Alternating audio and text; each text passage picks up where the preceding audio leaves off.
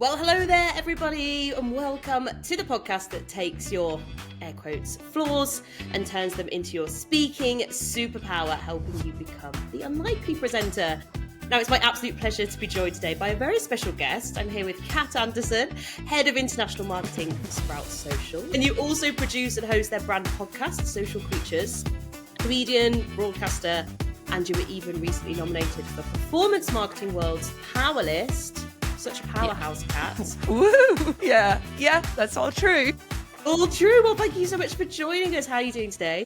I'm doing great, actually. It's really lovely to be here. I'm really excited to talk to you. I know we always have a bit of crack when we're together, Steph, so I'm thrilled to be on your pod. We do. Yeah, well, thank you so much. Shall we maybe tell the people, because they're clearly dying to know how we met? Yeah, it is a funny one, actually, because we have only met once before. Yeah. But it actually was when I was doing some public speaking. So it was at the inaugural podcast show in London.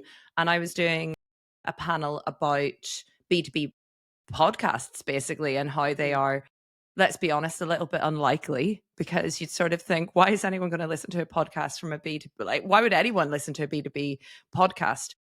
And then you came up to me, you were asking me questions, came up at the end, and we hit it off. So the rest was history. We became pals. It's so weird. That was so long ago now, but we've kept in touch. And I think this is actually the first time we've verbally spoken since then, but it feels like no time's passed at all. Yeah. But yeah, thank you. Why don't you tell us a bit about yourself then, Kat? I've obviously given you that fantastic intro, tried to hype you up as much as possible, but no words can, show how amazing you are. So do you want to tell us a little bit about who you are, what you do, and maybe what makes you an unlikely presenter? Gosh, yeah. I think I've had a bit of a funny track in my career, I would say. In general, I think it's always good to get as much experience in every direction as you possibly can. And I'm somebody who quite likes to make sure that I am doing everything. So I am a bit of an extrovert. And I know that is something that I kind of loathe in myself. I'm a self-loathing extrovert. But it has been a little bit helpful in terms of having the confidence to sometimes put myself forward for unlikely things. So when I got out of uni, stuff related to presenting, when I got out of uni, I got a job working at the BBC. So I was working at BBC Northern Ireland, and I was a arts and culture sort of not correspondence, I would say contributors. I mean, I was only early 20s. I was hardly a correspondent, but I would come in and talk about the odd thing, so they'd maybe send me to a gig somewhere, or they would ask me to comment on some story in the press. And I really enjoyed it, but I think I didn't know what I was doing, is the truth of it. Like, I didn't know my arse from my elbow, and I loved the thought of communication at that sort of early point in my career.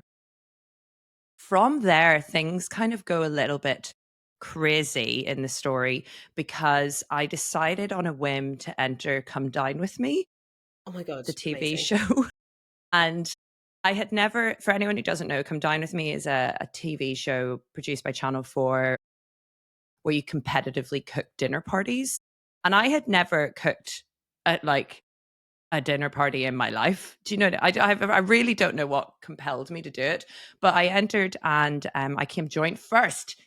Yes. And so with the £500 that I won, I decided to go and meet a friend in Berlin, and then I loved Berlin so much that I came back from the holiday, handed my notice in, and moved there for 5 years. Classic. Yeah, classic sort of mid-20s. I was like, what? Yeah, I just sort of thought, like, why not? Let's do it. Yeah. I really liked the sort of the tech ecosystem that was there at the time. And also, I'm not going to lie to you, like, Berlin is a party city. So I thought, this is really cool. And while I was there, after a couple of years, I was sort of approaching 30. And I think everybody starts to freak out a little bit as they approach 30. And I was no different. And I started to get into this headspace of, like, I need to put myself out of my comfort zone. And at the time, I'd been going to a lot of comedy gigs. Just Berlin actually has an amazing comedy scene. And so I decided that I wasn't seeing enough women get up and tell jokes. And actually, when they did as well, they all tended to be a bit samey. And I just thought, this Hmm. isn't what it's like being a woman.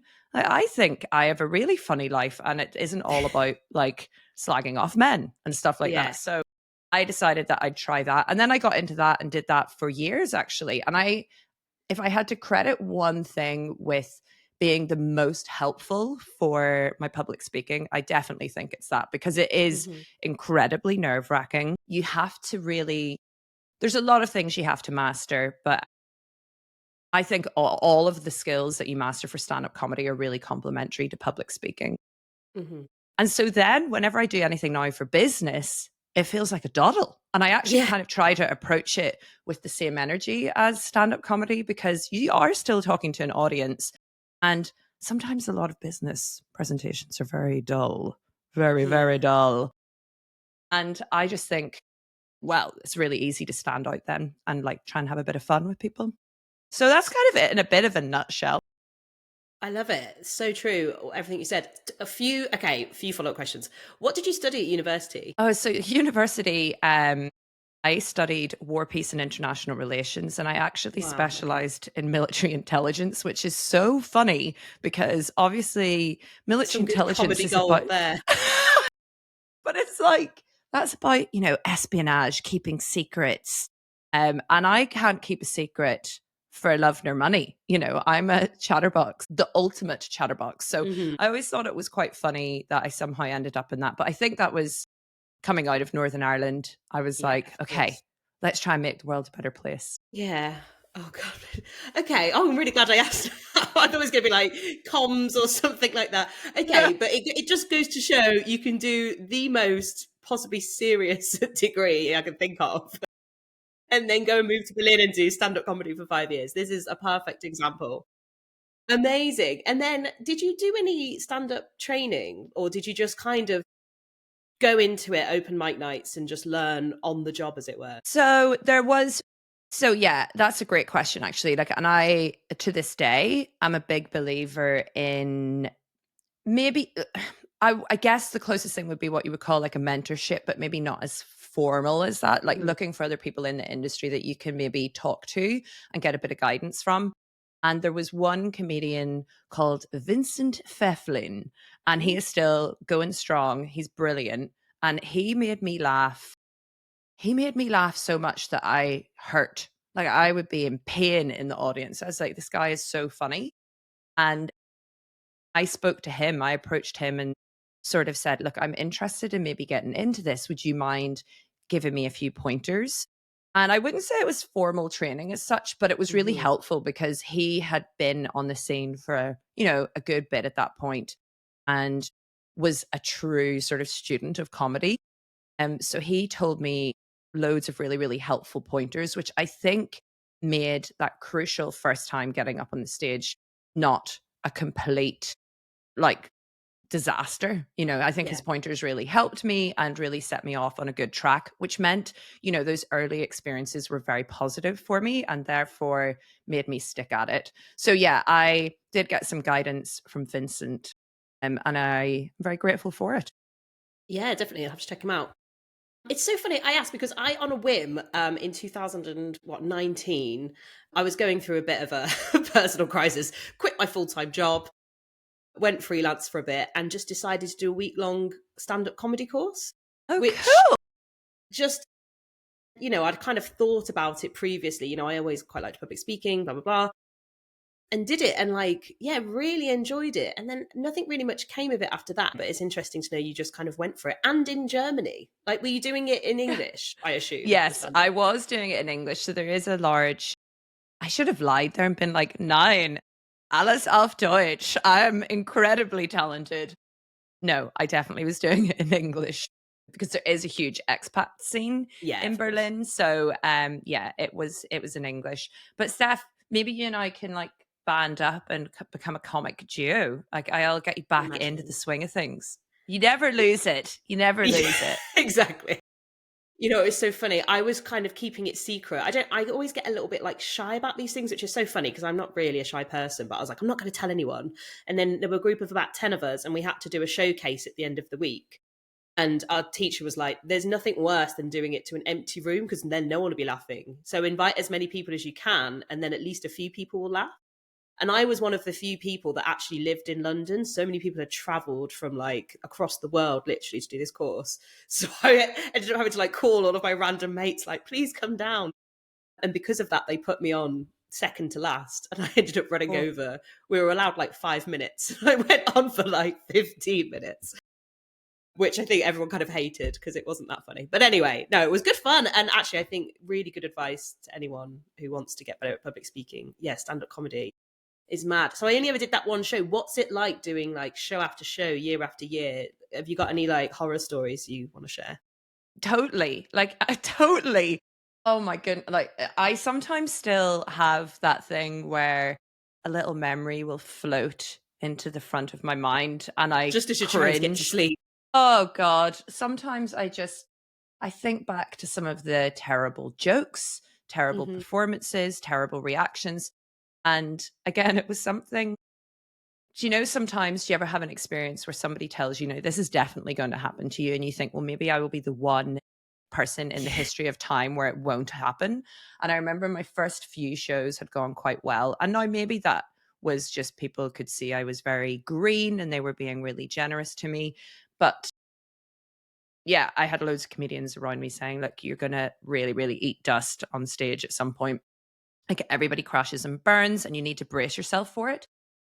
And oh God, there really is kind of nothing as horrific and as terrifying. And I think that is precisely why you have comedians who are full-time world famous comedians and they still get that sense of nervousness before going on stage, because Yeah. it's a very vulnerable position when you are Yeah. bringing something, essentially something you've crafted. You've thought of this joke, you think it's funny, so there's a bit of a vulnerability there. um and it maybe is funny. And it could just be that how your energy is that night or how you've delivered it or how your body language, whatever you do, it just doesn't land. And then it's just you on the stage with a spotlight telling a joke that isn't funny. It is agony. And that has happened to me hundreds of times. Particularly, it's funny you mentioned about your showcase having to ask family and friends. I always find that, yes, I agree with what you said, that you don't want to, tell jokes to an empty room.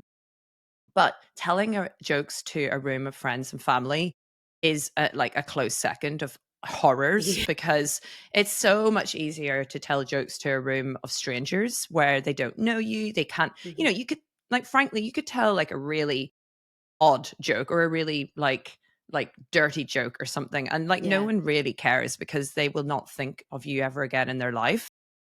Whereas if your mother is sitting in the room and you tell a bit of an off color joke, you can Hmm. see her poor face trying to process what exactly. That's my daughter. Was that funny? Exactly. How does she know that? Yeah. Yeah. Well, So she wasn't invited. no, no, she never ever came again. No. But yeah, no, definitely. But the thing is, I think, again, it's such an extreme example. And actually, over the years, I have mentored a few people to help them with public speaking as well. Hmm. And I always say that stand-up comedy helped me the most. But I think for most, it's so extreme that it's something that I think only a small proportion of people can do, because it really is it's a great example of, when people say that failing is a great way to make you learn. And I think Mm. that failing on stage, either you quit altogether or you go away and you think, because a lot of comedians will film themselves or record themselves and totally analyze it. And so you Yeah. can refine and hone from there. But it's a painful way to do it. Mm. Yeah, it's painful. But it's also when somebody laughs at your jokes, oh my God, it's amazing. You're like, I am God. Yeah. I am God. Yeah. No, it's so true. And, we all think we can be a stand up comedian, when we make our friends laugh, but it's such a different skill. It's horrible to have to Yeah. watch that back. Yeah, because I'm a, full-time presenter, and they always advise that we watch bits back. And I still really struggle to do it, and I know it would make me a better presenter, but yeah, that's one thing I need to get better at as well. Okay, so this is really fun hearing about this, and then I guess I want to obviously touch a bit more on BBC stuff, which is going back in time a bit more. So you say you were young and you weren't really a correspondent, but I think that's just you being whatever the word is. It's still too early for me to think of. Modest. Yeah, modest. Thank you. Exactly. So, how did that come about? I think when I finished university, I didn't really know what I wanted to do. And I graduated into, and so the world economy had just Mm, crashed. It was a yeah. really great time to be a graduate. And yeah, I had actually the first job that I had at the BBC was because it's a public company, they have to have people on phone lines. So I just got a real entry level job where I was just answering the phones to like Betsy and Croydon who didn't Nice. like the new cast in EastEnders. Like genuinely, this is the sort of mad conversations you Oh would my have with god, people. it's quite fun though. And I think it must have been while I was doing that job, which was pretty soulless. I saw this opportunity where the BBC were offering, I think it was maybe about 12 places to do this level 3 Mm, diploma in print and radio journalism. And I put myself forward for it and got on. And at the end of that, we had to put together like little packages and stuff like that. And it taught me some skills about, yeah, production and also recording. And then off the back of that, then this was in BBC Radio Northern Ireland in Radio Ulster. There was a couple of shows. There was a music show that this was like the dream gig. The music show yeah. would basically say, these are the gigs that are happening in town. We want someone to go and review them. Ugh, So I didn't get to go to all of them, but I would be able to sort of throw my hat in the ring for a good few of them and get to go to these yeah. gigs for free. And, you know, when you're that age saying you're on the guest list with the BBC, Yeah. like I Oh my god, honestly was like, I'd love that I, now. yeah, me, totally. Was, I probably was totally hateful with how much Insufferable. totally. But I also do, again, it's something where I look back and, you know, I've always had I'm still a massive music fan, and but I would go to these gigs and absolutely paint the town red. And I would come in to then give the review, and my voice would be like a Oh gravel my god, driveway because I'd been amazing. out partying all night. And then the other one was a magazine show on a Saturday morning, which is still, you know, like the radio equivalent of maybe like Sunday brunch. You know, there's lots of Yeah. different guests, lots of different segments. And again, that would be where I would be sometimes commenting on the newspapers. And actually, you know, looking back, that is so unbelievably generous of them to give that to this this little girl basically in her early Yeah. 20s who really doesn't know an awful lot about things. But no, I really loved it. And yeah, if it weren't for Come Down With Me getting in the way, I actually probably would have loved to have stayed working there. But Come Down With Me and Berlin sort of skewed my Yeah. path a little bit. I mean, no regrets, but it was a really lovely time, and it was a nice, easy job. Like if you ever get a job in the BBC, top tip, never leave. Never Yeah. leave. So what, did you have to quit to film Come Dine With Me? No, I didn't have to quit to film Come Down With Me. It was when I went to Berlin with my winnings, and Oh, on yeah, day fine. 2, I just was like, I'm gonna move here. Because it was very dynamic. It Mm, was very I just loved seeing all of these entrepreneurs setting up crazy startups for, you know, yeah. stuff that we absolutely didn't need. That just didn't exist in the UK or Northern Ireland from what I could see. Yeah, definitely. No, but you're so right. And this is why I wanted to ask, because I've worked and currently work with a lot of people that have worked for the BBC, you know, in various different roles. You know, my dad was a press officer for BBC for the vast majority of his career. And it's like, it's cool. And if you've got BBC on your CV, or, you know, you can tell people that you've worked there, they immediately, you know, your levels of respect go up a few notches from what I've seen. And I've never worked for the BBC. So I guess, you know, I'm asking probably more for myself, but, you know, anyone listening as well, how did you why do you think they kind of went for you? Because you're saying it was 2000, it was a really tough time for anyone that doesn't remember. Yeah. And there were only 12 spots, and you got one of them. So what do you think made you stand out? This is going to sound really arrogant, and I don't mean it to sound arrogant, but anything where there's been an application process and you're pitted against tens Mm, of thousands of others, I have had a relatively good experience with getting selected. And this is not because I have any particular skills or I'm very, very good at anything. I think what it is that you just need to really be unabashed about showing exactly who you are and Hmm. not answering the form in the way that you think they want to hear. Which Yeah. sounds really, really simple, but I find myself, like even when you're doing a survey online, it's very easy to sort of think, oh, what's it? How can I answer this so that I get the best result? And I think when Yeah. people apply for things, sometimes they polish things up too much, or they kind of erode the true essence of who they are. And I am a very flawed, very, I would say, emotionally splashy, loud, opinionated gobshite at times. But I think that just being very authentic, and again, I say this word authentic all the time, and I know it's almost been used to death, but I think when it comes to applications, try to think about what your strengths are, like where you offer something that is a bit different from someone else, and really like double down on that. Try and show a bit of humor as well. I also Mhm. think that humor is such a superpower that people forget about. Yeah. Um, like you can do humor in that sort of scenario in a way that is appropriate, but people can get very, as soon as something becomes a tiny bit professional, I Yeah. think people can become incredibly corporate, and you forget that you are actually going to be working with these people. So if somebody is showing a bit of warmth and humanity and spark, I just think people will seize upon that, and it is very, people can see it even in an application form. So that's always been kind of my approach to these things, and it has Yeah. worked quite well for me.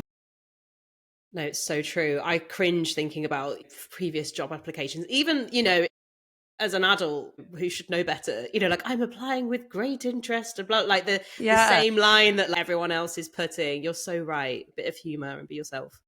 But it's hard. It is hard. I mean, yeah, I'm sorry. It's not easy. If you're writing a cover letter and stuff, it's so easy to get sucked into that headspace of, I have to sound incredibly formal and corporate and professional. But I do think that there's and this is, I try to approach everything that I do with this mindset actually. I think that if we spend 40 plus hours of our week in a professional environment, that's absolutely mental to try and erode who you are as a person. And I think Yeah. maybe who you are on Saturday night is not who you are on Tuesday at 11 a.m. in the office, and that's fine. But I don't think the distance between the two needs to be like they're two separate people. No, I totally agree. I've never, I've never been good at having too much of a different side at work, which is good. Amazing. Well, I really want to ask about Sprout Social and social creatures. I want to get to it. So tell us, was the podcast your idea? It was my idea. Yay, It's well done. my little baby. And I'm really grateful to Sprout actually, because when I pitched it initially, Sprout are always very, very encouraging of ideas. And it's one thing that I really love about working there is that they are really open to trying new things and giving things a whirl to see if they Mhm. work. And a lot of places aren't like that. So I was really, really grateful that they were on board with this. But I definitely pitched it as an experiment, and I just thought, okay, we'll see how we go. Podcasts are notoriously difficult to get off the ground. Mhm. I did hear somebody recently say that the average podcast gets 31 listens per week, and that's not going to work for Sprout. Like if I produce a podcast that gets a couple of hundred listens for an entire season, it wasn't going to work.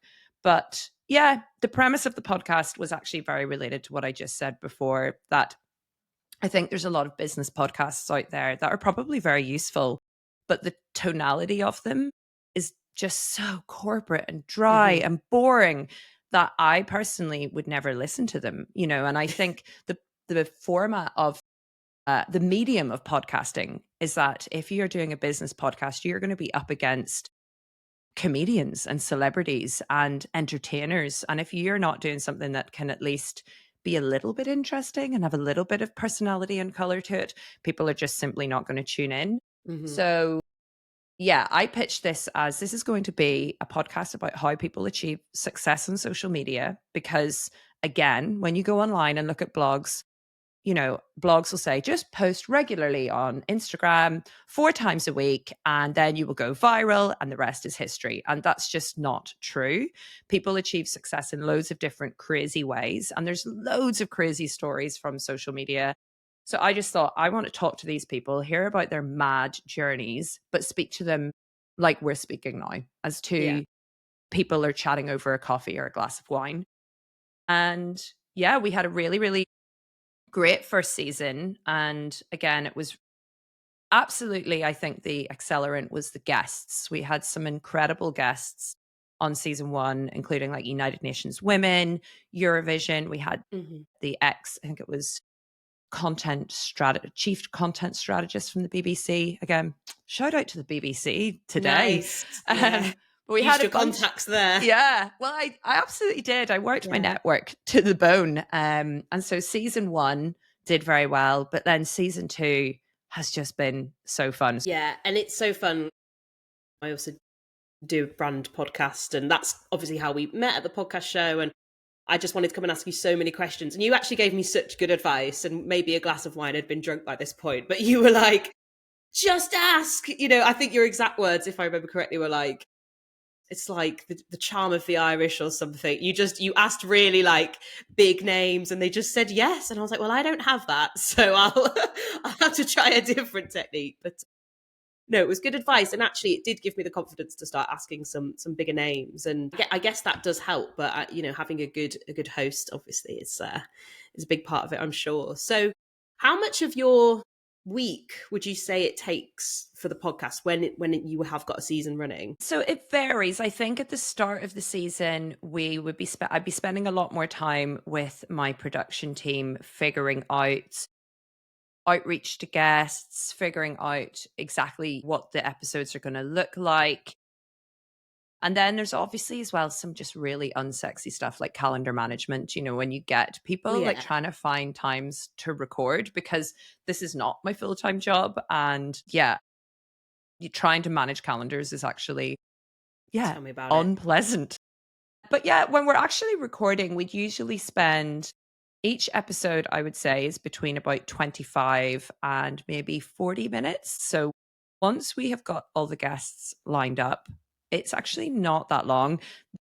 What tips would you give to people, short of the great stuff you said already, getting good guests? And I guess it does help doing a brand podcast because your brand has already got a following it. But for anyone listening who wants to start their own podcast and they want more than 31 listens a week, aka me, what other advice have you got for us? I think with any offering that you're putting into the public sphere, it's important to think about what is your unique angle or your unique selling point. Like, what is it about whatever you're creating that is one of a kind, and try to bake that into, like, have that at the core of everything that you're doing. So for Social Creatures, I did not see any other B2B podcast or any other like marketing podcast that was as informal and like in an interview format with people and their success stories on social. I also think that active listening, as much as like presenting is an awful lot about talking and hosting a conversation, active listening is really important. And a lot of the time with guests, I think there's quite a lot of guest management, because if somebody's really nervous, you can really tell, and it really sort of affects the final result. Whereas if you can make someone feel at ease, that's your job to do that somehow within the confines of an interview. Another thing, sorry, just on the active listening point, is we would often share questions over with guests in advance. And I would always say, look, this is a loose structure, because I don't love when an interview style is like, oh, great answer. Now let's talk about this. I think that it's quite nice to sort of stitch in a response to that person, and then maybe figure out how you can blend these other questions in so that it has a more natural feel. Like how you've been, I will say, Steph, how you've put your stories into this conversation. Like, it should not feel like an interview in a podcast. It should feel like a conversation. I think it's all the stuff that you should, if you're at a dinner party and you're speaking to a stranger, you want that person to like you. You want that person to feel like they walk away from the conversation having a good time, and you want the conversation to be fun for anyone else who happens to be listening in. I actually think there's quite a lot to it. There's a lot of Yeah. nuances that you maybe just aren't that aware of as a listener. I'm glad you've managed to verbalize that, because as a full-time presenter, one of my biggest fears isn't that I'm going to, like, I don't know, do something stupid or whatever. It's that, like, is this conversation going to actually be interesting, especially when you're talking about maybe a subject matter that isn't necessarily your forte, which I have to do a lot in these business events. And I mean, a lot of podcasts, it is just what people talk about day in, day out, and it's easier. But, sometimes I'm talking to, like, chief technology officers about, like, the cloud, and I'm no expert at all, and I'm just in my head like, oh my god, do I understand what this person's saying? What am I going to ask next? Is this next question going to make sense? And Mhm. it's like just constantly running through my head while I'm like smiling, like, yes, this is Yeah. fine. And all I want to do is make it, like you say, a natural sounding conversation that flows nicely, and it is such a hard skill. So thank you for raising that. I think very important to remember. I haven't asked you, and it's a bit of a weird question, and I don't want to, like, just end on a bit of trauma, but I'm going to ask, and I'm going to see what you say. No, it's fine. So obviously the podcast is The Unlikely Presenter. The idea is that we're going to talk about things that maybe when you were younger, you're like, oh, I couldn't be a presenter or a speaker because of X reason. I can share a couple of my own if that makes it easier.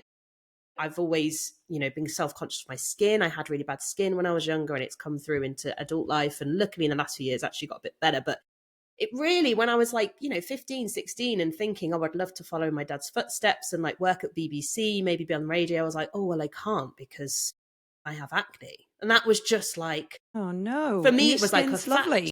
oh, thank you. And, that's very kind. And I've overcome that, which is the point, and it's brilliant. Mhm. So was there anything maybe when you were younger, or even still, you think, oh God, I'm a bit of a fraud here, and you're doing it anyway? Is there anything that springs to mind with that question? You think imposter syndrome is super real for everybody.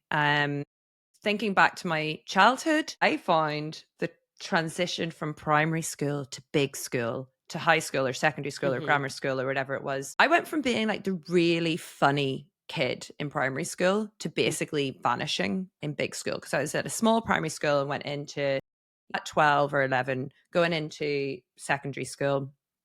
And I just lost my confidence for Hmm. years, really. And it's funny because I don't think that probably a lot of people would necessarily think that, because I know that I present as an extremely confident person, but Hmm. I don't really see myself like that at all. Completely vanished my personality for a few years. And I really sort of wanted to be the funny girl again. And I wanted to be the popular girl. And I just wasn't. Yeah. And the thing is, as well, I wasn't unpopular and I wasn't like a freak in the corner, but I was just invisible. I just Yeah.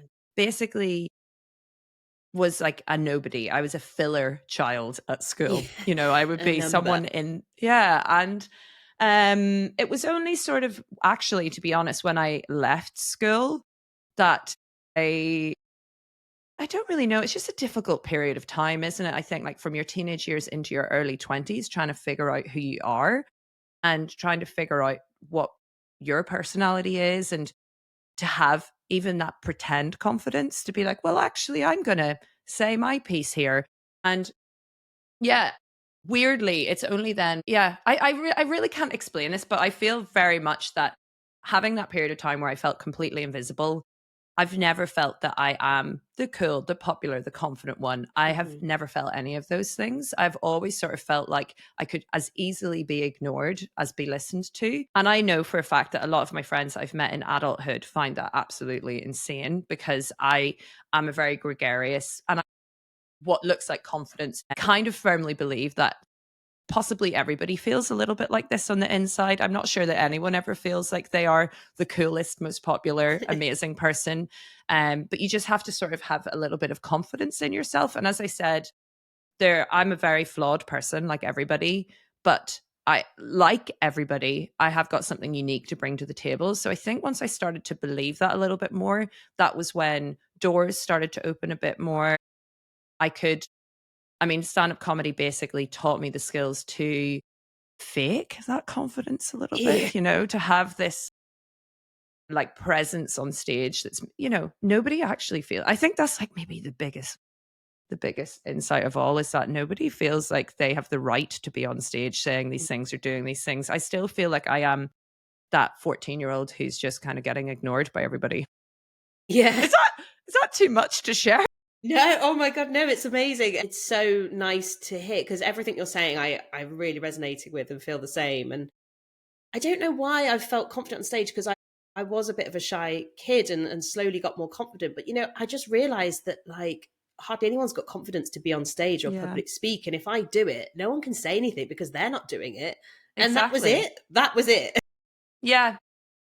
And I think So, as well, the worst that can happen never does. I actually think as well, you need to trust. I've definitely had some experiences where I've been so nervous that I've almost been like, I actually can't do this. And the two things I try to tell myself in that moment where it really is bad is that I don't know if this is true, but people say that the feeling of like nervousness is the same as excitement. It happens in the same part as the brain. So I just try to tell myself, you're not nervous, you're just excited. And the other thing is that I think I have done stuff like this before where I've maybe been less prepared and my body has not let me down. Like I think there's something to do with like adrenaline where yeah. even when you do KO on stage, or like for me, that would be telling a joke that is just landed like a flat pancake. What is the worst that'll happen? People will forget. No one really cares, and it's like it might feel awful in the moment, but it passes and actually you learn from it. So yeah, everyone is just doing their best. Exactly. So true. And I was going to try and end on a bit of a less traumatic, nicer question. What's your last bit of advice? But you just gave so much great advice. So I feel I can't ask you for much more. But look, thank you so much, Kat. This has been so fun. Exactly how I imagined it and more. And just thank you so much for your time. I've learned so much. Oh, it's completely my pleasure, Steph. It's lovely to chat to you again. Yeah, you too. Thanks so much, Kat.